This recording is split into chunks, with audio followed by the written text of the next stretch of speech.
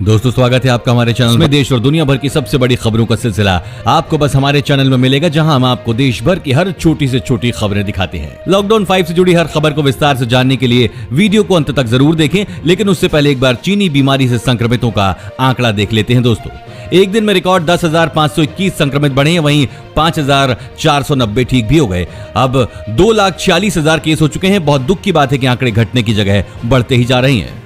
चलिए बढ़ते हैं आज की बड़ी हेडलाइंस की तरफ, जहां आप देखेंगे मंदिरों के पुजारी ने सैनिटाइजर को कहा नो, बोले कि सैनिटाइजर का इस्तेमाल करके मंदिर के अंदर प्रवेश नहीं दिया जाएगा, जानिए क्यों। और अगर 31 मई तक बिजली का बिल जमा नहीं किया है तो अब काटे जाएंगे कनेक्शन, जानिए पूरी खबर।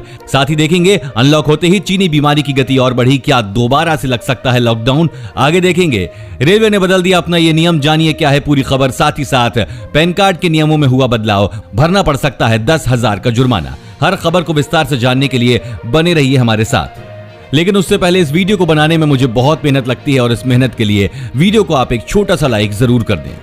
बिना देरी के लिए चलते हैं आपको हमारी आज की सबसे पहली खबर की तरफ। मंदिरों के पुजारी ने कहा सैनिटाइजर का इस्तेमाल करके मंदिर के अंदर प्रवेश नहीं दिया जाएगा। केंद्र सरकार की कुछ शर्तों के साथ 8 जून से मंदिर मस्जिद खोलने को लेकर गाइडलाइन जारी होते ही भोपाल में एक पुजारी ने मंदिर में सैनिटाइजर का उपयोग करने को गलत बताया है। मां वैष्णो धाम आदर्श नौ दुर्गा मंदिर के मुख्य पंडित चंद्रशेखर तिवारी ने कहा कि सैनिटाइजर में अल्कोहल होता है, इसे हाथ में लेने के बाद मंदिर में प्रवेश करना भारतीय संस्कृति के खिलाफ है। उन्होंने कहा कि इससे मंदिर की पवित्रता नहीं रहेगी। ऐसे में ये शासन की जिम्मेदारी है कि वो मंदिरों में हाथ धोने के लिए अन्य किसी दूसरे विकल्प की व्यवस्था करे। उन्होंने ये भी कहा कि 8 जून से मंदिरों के द्वार सभी लोगों के लिए खोल दिए जाएंगे। शासन की गाइडलाइन का मंदिर समिति पालन करेगी, लेकिन मंदिरों में सैनिटाइजर का उपयोग करके प्रवेश करने की अनुमति किसी को भी नहीं दी जाएगी। मंदिरों में शराब का सेवन करके प्रवेश नहीं दिया जाता है, तो ऐसे में अल्कोहल से हाथ धोकर भगवान को प्रणाम करना या प्रसाद ग्रहण करना सही नहीं है। अगर 31 मई तक बिजली का बिल जमा नहीं किया तो अब काटे जाएंगे कनेक्शन। लॉकडाउन में बिजली कंपनी 2 से लेकर 3 माह तक बिजली बिल जमा नहीं करने वाले उपभोक्ताओं के कनेक्शन काटने का प्लान बना चुकी है। बिजली कंपनी ऐसे उपभोक्ताओं को पहले बिल जमा करने के लिए नोटिस भेजेगी। नोटिस के बाद भी अगर उपभोक्ता बिल जमा नहीं करते हैं तो उनका कनेक्शन काटने की कार्रवाई की जाएगी। बिजली कंपनी के अधिकारी ने कहा कि शहर में वर्तमान में ऐसे 13,000 उपभोक्ता हैं। इसमें से कम 3,000 उपभोक्ता ऐसे हैं जो 2 या 3 माह से बिजली बिल जमा नहीं कर रहे हैं। ऐसे उपभोक्ताओं की लिस्ट बनाई जा रही है, उनको नोटिस जारी किया जाएगा। इसके बाद उनका कनेक्शन काट दिया जाएगा। दोस्तों इस चैनल पर हम आपको देश और दुनिया भर की सबसे बड़ी खबरें सबसे पहले बताते हैं। अगर आपको भी दुनिया भर की खबरें सबसे पहले चाहिए तो चैनल को बिना भूले नीचे दिए गए लाल बटन को दबाकर सब्सक्राइब जरूर कर दें और बेल आइकन प्रेस कर दें।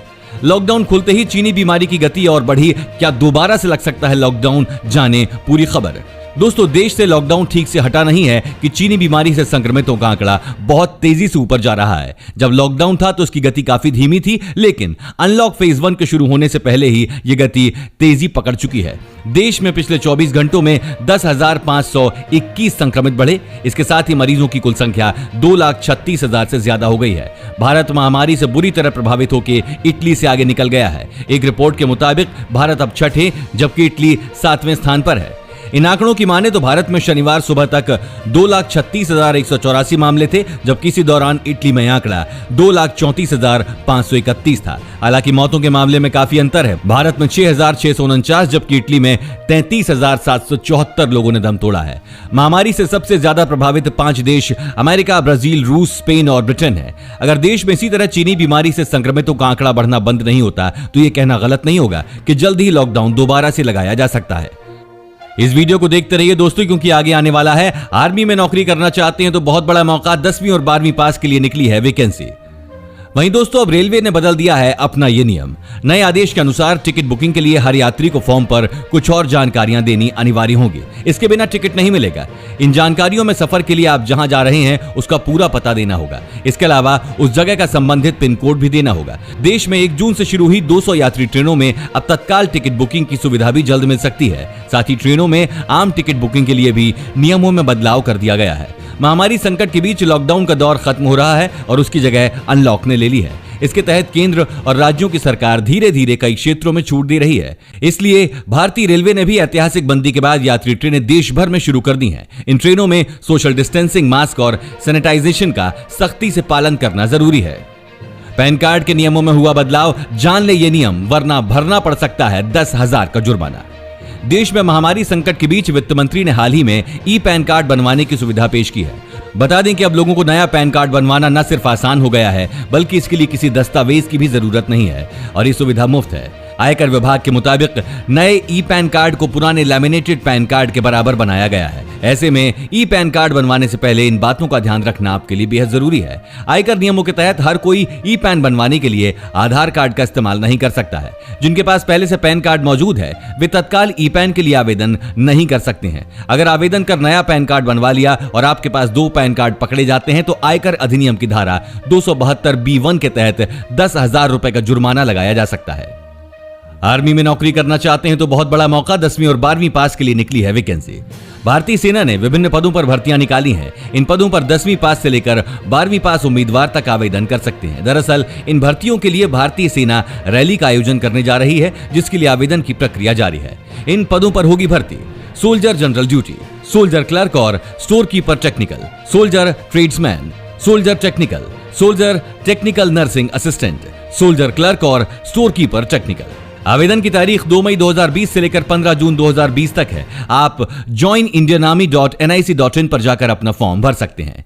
इसी के साथ आगे देखेंगे दोस्तों, क्या गंजे पुरुषों को कोरोना संक्रमण का खतरा ज्यादा है? जाने क्या कहती है रिसर्च। सभी दर्जी, नाई, ड्राइवर और धोबी को मिलेंगे 5,000 रुपए, सरकार का ऐलान। कर्नाटक की सरकार ने छोटे कारोबारियों के लिए 1,610 करोड़ रुपए के राहत पैकेज का ऐलान किया है। इसी के साथ कर्नाटक सरकार ने 11% एक्साइज ड्यूटी बढ़ाने की भी घोषणा कर दी है। कर्नाटक सरकार का यह राहत पैकेज किसानों, एमएसएमई, फूलों की खेती करने वालों के अलावा धोबी, नाई, ऑटो और टैक्सी चालकों को दिया जाएगा। मीडिया रिपोर्ट्स के अनुसार कर्नाटक के मुख्यमंत्री बीएस येदियुरप्पा ने ऐलान किया कि महामारी के चलते नाई और धोबियों का धंधा शहरी और ग्रामीण दोनों ही इलाकों में प्रभावित हुआ है। ऐसे में कर्नाटक सरकार ने पैकेज के तहत लगभग 2,30,000 नाइयों और करीब 60,000 धोबियों, टैक्सी ड्राइवरों व अन्य छोटे मोटे काम कर अपना घर चलाने वालों को मुआवजे के तौर पर 5,000 रुपए प्रति व्यक्ति की मदद देने का फैसला किया है। इसके साथ ही छोटे और मध्यम उद्योगों के लिए 2 महीने तक बिजली का बिल भी माफ करने का फैसला लिया है। अगर महीने में 15,000 से कम कमाते हैं आप, तो आप भी उठा सकते हैं मोदी सरकार की इस योजना का लाभ। दोस्तों, देश में ऐसे कई लोग हैं जो एक महीने में 15,000 से भी कम कमाते हैं। मोदी सरकार ने ऐसे ही लोगों के लिए एक योजना की शुरुआत की है। इस योजना के तहत 60 साल की उम्र के बाद हर महीने कम से कम 3,000 रुपए पेंशन का प्रावधान किया गया है। साथ ही पेंशन पाने के दौरान यदि लाभार्थी की मृत्यु हो जाती है तो उसकी पेंशन की 50% धनराशि उसके परिवार को दी जाएगी। इस योजना का नाम है प्रधानमंत्री श्रमयोगी मानधन योजना। प्रधानमंत्री श्रमयोगी मानधन योजना के तहत 15,000 रुपए से कम सैलरी पाने वाले व्यक्ति को 60 साल की उम्र के बाद हर माह कम से कम 3,000 रुपए पेंशन मिलेगी। इस पेंशन को पाने के लिए कर्मचारी को हर महीने एक तय रकम देना होगा और उतनी ही रकम सरकार की तरफ से भी आएगी। गंजे लोगों को आम लोगों के मुकाबले जल्द हो सकता है कोरोना, जाने पूरी खबर। महामारी को लेकर अब तक हजारों शोध, अध्ययन और सर्वे हो चुके हैं। अब ऐसे ही अमेरिका में हुई 2 स्टडीज ये कहती हैं कि गंजे पुरुषों को चीनी बीमारी के गंभीर संक्रमण का ज्यादा खतरा है। यूनिवर्सिटी के शोधकर्ता कार्लोस वैम्बियर का कहना है कि संक्रमण होने और स्थिति गंभीर होने से गंजेपन का भी संबंध है। शोधकर्ताओं के मुताबिक पुरुषों में पाए जाने वाला हार्मोन एंड्रोजन, जो गंजेपन का कारण होता है, वही हार्मोन चीनी बीमारी के संक्रमण की क्षमता को बढ़ा सकता है। इसका एक मतलब यह भी है कि यह हार्मोन दवा के असर को भी कम करता है, इसलिए मरीजों को ठीक होने में ज्यादा समय लगता है। वहीं कुछ शोधकर्ताओं का कहना है कि गंजेपन और महामारी का संबंध समझने के लिए अभी और अधिक शोध करने की जरूरत है। आगे देखेंगे दोस्तों, अमेरिका के साथ 8 देशों की दोस्ती देखकर चीन की उड़ी हवाइयां। लॉकडाउन में नौकरी छोड़कर घर लौटे प्रवासी मजदूरों के लिए सरकार का नया ऐलान, देंगे सभी को रोजगार। केंद्र सरकार ने लॉकडाउन के कारण रोजी रोटी और रोजगार गंवाने वाले प्रवासी मजदूरों के लिए मेगा प्लान तैयार किया है। केंद्र सरकार ने देश के 6 राज्यों के उन 116 जिलों की पहचान की है जहां लॉकडाउन के दौरान सबसे ज्यादा प्रवासी मजदूर वापस लौटे हैं। सरकार के मेगा प्लान के तहत लॉकडाउन के दौरान अपने राज्यों और गांवों को लौटे करोड़ों प्रवासी मजदूरों के पुनर्वास और रोजगार के लिए सरकार वेलफेयर और डायरेक्ट बेनिफिट स्कीम को तेजी से मिशन मोड में चलाएगी। इसका मकसद है कि घर लौटे प्रवासियों के लिए आजीविका, रोजगार, कौशल विकास और गरीब कल्याण सुविधाओं का लाभ सुनिश्चित किया जा सके। इन जिलों में मनरेगा, स्किल इंडिया, जनधन योजना, किसान कल्याण योजना, खाद्य सुरक्षा योजना, पीएम आवास योजना समेत अन्य केंद्रीय योजनाओं के तहत मिशन मोड में काम होगा। दिल्ली के अस्पताल में सिर्फ दिल्ली वालों की ही होगी भर्ती, बाहर के मरीजों को नहीं किया जाएगा एडमिट। दिल्ली सरकार ने बड़ा फैसला किया है। अब दिल्ली में दिल्ली सरकार और प्राइवेट अस्पतालों में केवल दिल्ली के निवासियों का ही इलाज होगा, जबकि दिल्ली में स्थित केंद्र सरकार के अस्पतालों में सभी का इलाज होगा। महामारी के बढ़ते मामलों के मद्देनजर दिल्ली कैबिनेट ने यह फैसला लिया है। दिल्ली के मुख्यमंत्री अरविंद केजरीवाल ने रविवार को इसका ऐलान किया। मुख्यमंत्री ने कहा कि जून के अंत तक 15,000 मरीजों के लिए बेड की जरूरत होगी। इस संबंध में लोगों की राय मांगी गई थी। इसमें दिल्ली के 90% लोगों ने कहा है कि जब तक महामारी है तब तक दिल्ली के अस्पतालों में सिर्फ दिल्ली वासियों का इलाज हो। अमेरिका के साथ 8 देशों की दोस्ती देखकर चीन की उड़ी हवाइयां। महामारी को लेकर चीन के खिलाफ दुनिया भर में आक्रोश है, इसलिए अमेरिका के साथ 8 देशों ने चीन के खिलाफ शुक्रवार को inter parliamentary alliance on China नाम से गठबंधन बनाया है। उधर चारों तरफ घिरे चीन ने तिल मिलाते हुए कहा है कि हालात पहले जैसे नहीं रहे। दुनिया ऐसा न सोचे कि हम सब मिलकर उसे रोक लेंगे। ये गठबंधन चीन की हर हरकत का जवाब देने की रणनीति पर काम करेगा और ड्रैगन की मनमानी को नाकाम करेगा। उधर चीन की सरकारी मीडिया ने इस तरह के गठबंधन को व्यर्थ की कोशिश करार दिया है। चीन ने कहा कि हमें 1990 वाला देश समझना दुनिया की गलती होगी। हालात अब पहले जैसे नहीं है। 21वीं सदी में हमारे खिलाफ खड़ा होना मुश्किल होगा। चीन ने डराने के लिहाज से कहा, ऐसे किसी भी प्रयास के अंजाम भुगतने पड़ेंगे।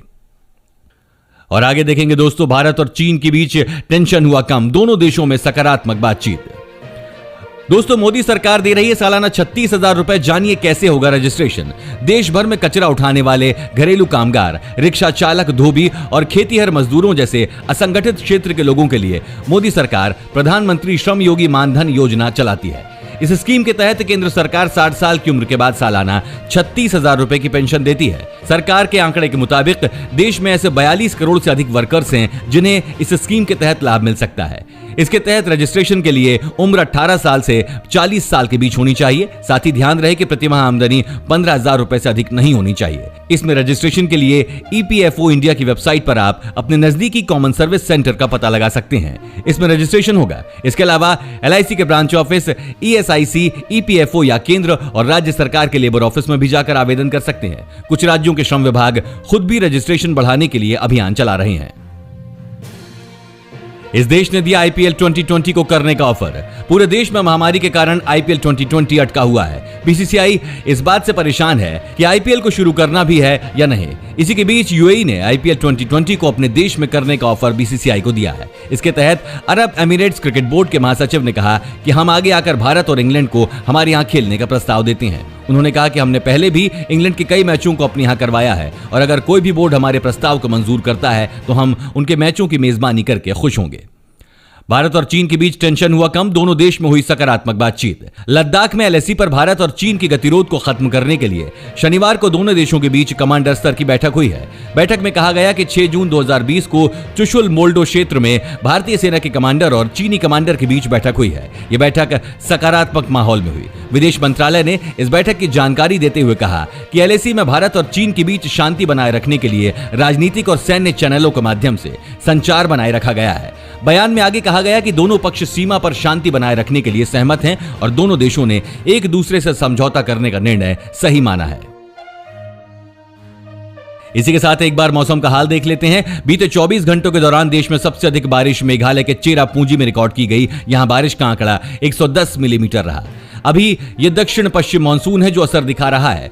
बंगाल की खाड़ी में दबाव बनने से जल्द ही ये वेदर सिस्टम कई राज्यों में तेज बारिश कर सकता है। अनुमान है कि 7 जून रविवार से 10 जून बुधवार के बीच ये मानसून गति पकड़ेगा। नतीजा ये होगा कि कई राज्यों में मूसलाधार बारिश होगी। 6 राज्यों में अगले 3 दिनों में खासतौर पर भारी बारिश का अनुमान है। यदि आप इनमें से किसी राज्य में रहते हैं तो सतर्क रहिए। कर्नाटक, मध्य महाराष्ट्र, तमिलनाडु, झारखंड, गंगीय बंगाल, उत्तर प्रदेश, पंजाब, हरियाणा, दिल्ली, मध्य प्रदेश और छत्तीसगढ़। दोस्तों, आपको क्या लगता है कि लॉकडाउन दोबारा से देश में लगेगा? नीचे कमेंट करके जरूर बताएं और साथ में उसका कारण भी बताएं। अगर आपको ऐसे ही न्यूज हर रोज अपने मोबाइल फोन पर चाहिए तो बिना भूले हमारे चैनल को नीचे दिए गए लाल बटन को दबाकर सब्सक्राइब जरूर कर दें और साथ में बेल आइकन प्रेस करना न भूलें। धन्यवाद।